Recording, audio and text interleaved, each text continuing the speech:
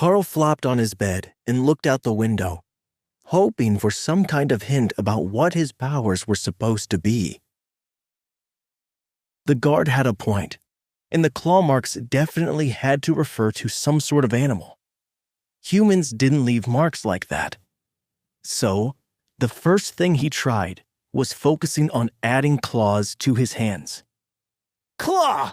Karl shouted, but nothing happened. "Nope, yelling out skill names isn't gonna do it. How do the other classes activate their skills?" he complained, unaware that the board supervisors in the main car were watching through hidden cameras and laughing at his antics.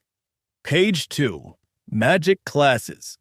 Open the box of casting assistance under your bed using the thumb of your left hand and take out the right casting medium to start trying to activate your first spell. This doesn't look like the sort of marking that a spellcaster should have. Next page, Karl muttered. Page 3. Combat Classes. Open the box of practice weapons under your bed with the index finger of your right hand and choose the most appropriate weapon for your desired skill. That sounded more likely. So, Karl knelt on the ground in front of the bed and unlocked the upper drawer.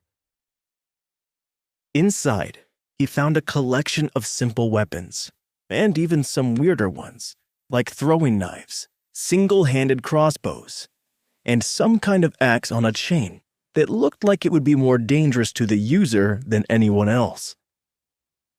He wasn't exactly physically gifted yet, so Karl picked a short sword from the weapons, while he cursed being the last in his class to enjoy the perks of puberty.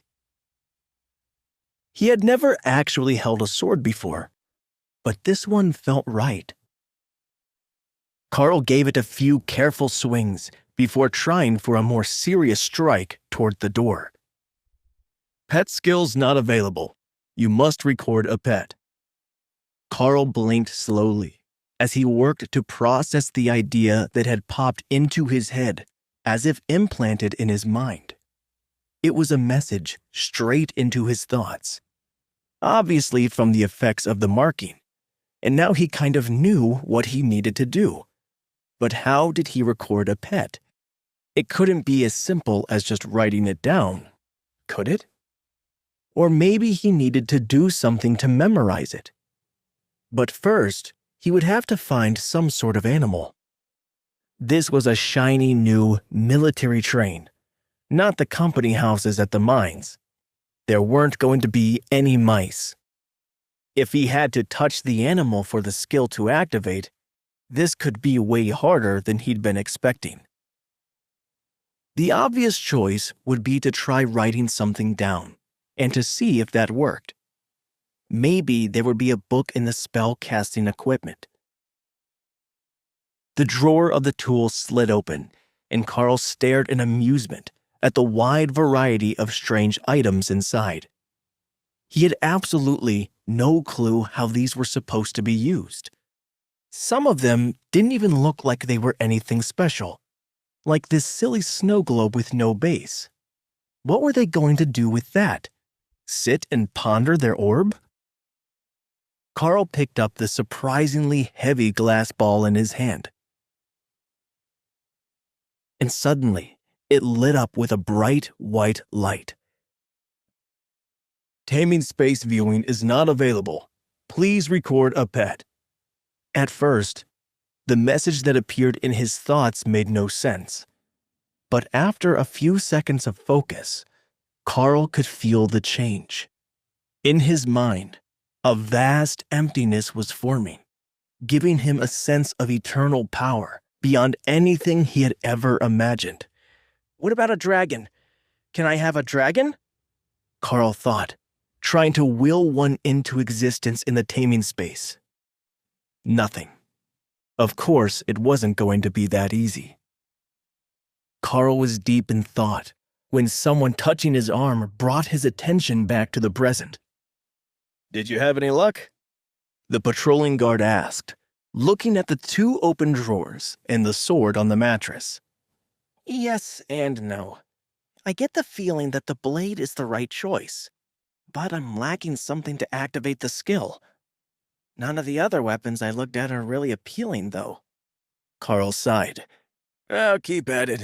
You'll find something that works for you soon. If you've already got an idea, you're ahead of the others.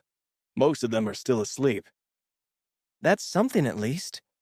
Maybe I can figure this out before we get to the academy after all. I don't suppose there's a kitchen here? I always think better on a full stomach. Karl asked hopefully. The guard smiled and gestured down the hall. You woke up before the main kitchen for students was ready.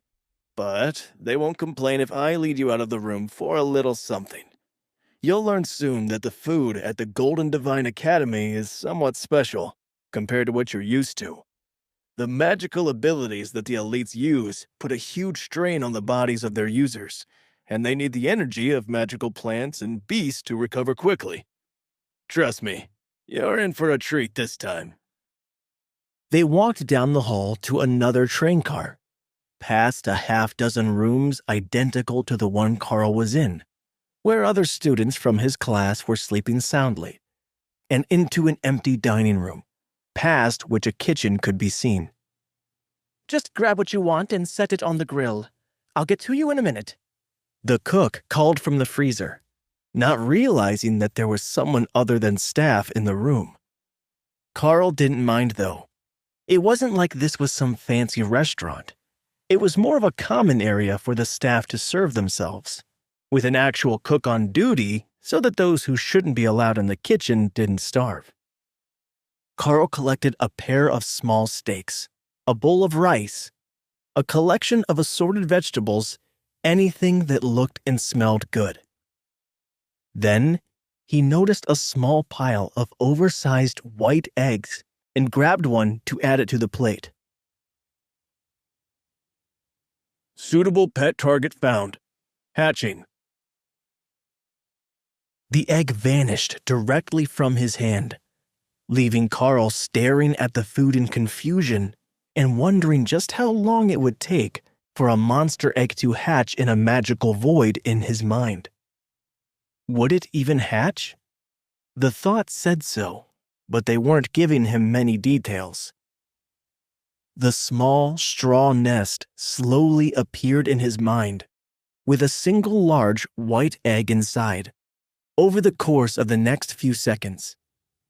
The egg trembled, then cracked open, shocking Karl into taking a step backward.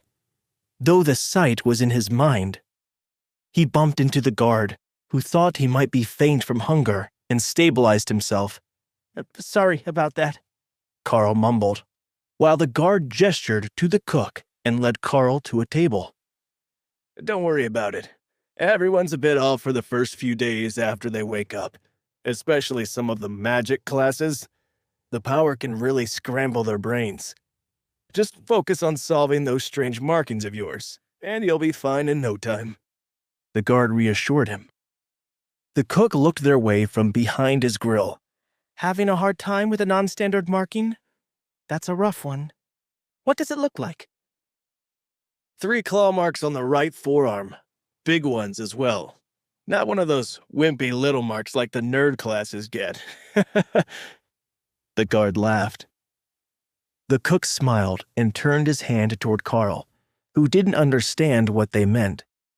They should be talking about a class marking, but with the dozens of visible tattoos, Karl had no idea which one might be the one they were referring to. The cook tapped a small stick tattoo, and Karl realized that it was a mage-type class marking, a wand with sparkles at the end. It was on the top of his hand and only a few centimeters long.